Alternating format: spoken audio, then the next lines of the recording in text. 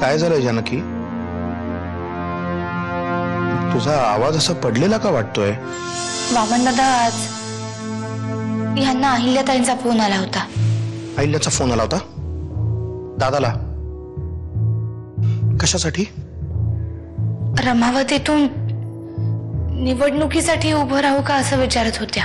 तिने एकदम दादालाच फोन केला होता डायरेक्ट? हो, मी तिथेच होते. मग मला म्हणाले जर अहिल्याताईंना निवडणुकीला उभं राहायचं असेल तर माझी काही हरकत नाहीये म्हणून.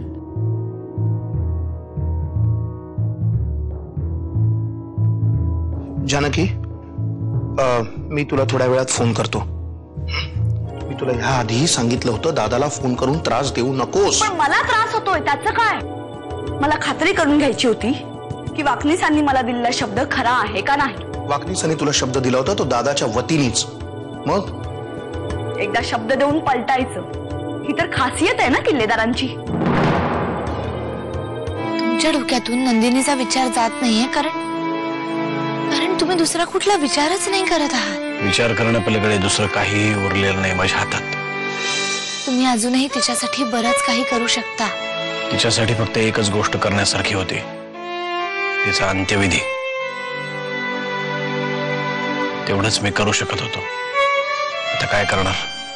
नंदिनीने ज्या कारणासाठी शस्त्र हातात घेतलं होतं ते कारण संपलेलं नाहीये.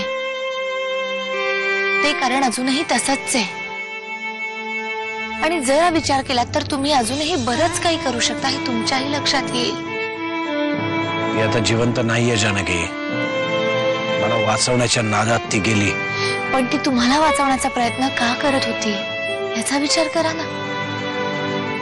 तिला माहिती होतं की तिथून बाहेर पडल्यानंतर तुम्ही त्यांचे प्रश्न सोडवाल, त्याच्यासाठी प्रयत्न कराल. आणि हे सगळं तुम्ही फक्त राजकारणात राहूनच करू शकता.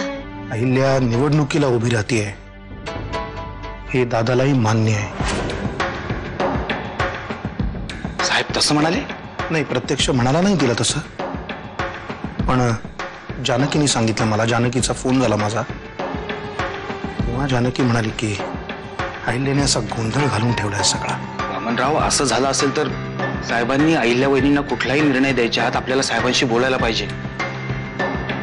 तोच विचार मी पण करतोय ना वाकनीस.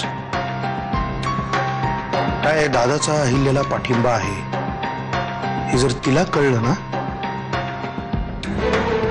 मग अवघड होऊन बसेल सगळंच. मी बोलतो साहेबांशी.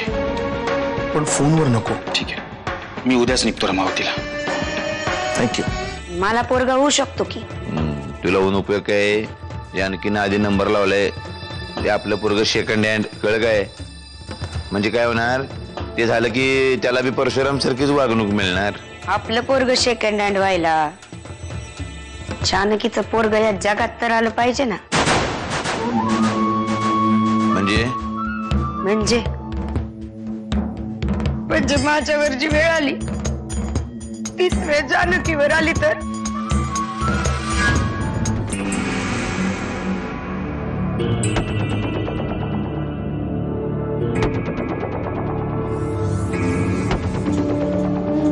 ताई ये गे. ताई ताई काय होतंय?